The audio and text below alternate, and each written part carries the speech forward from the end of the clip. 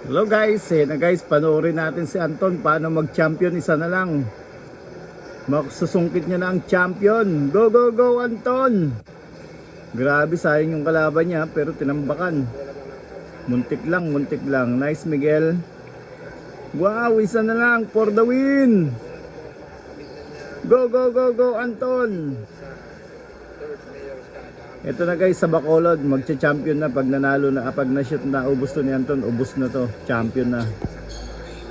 Marami na naman pera si Anton. Wow wow wow. Mapapasana all ka na lang. Ayun, last ball na. Champion na po ang ating dragon. Si Anton Daraga, the dragon. Ang lupit mga boss. Pag mga ganitong tira, itataya ko na pati pang dito, pang almusal, pati pamasahe, tataya ko na. Pakagaling naman ni Anton. Yan na, for the win. Bang! Sumigaw na si Anton, sumigaw na po. Champion na po, champion. Congrats!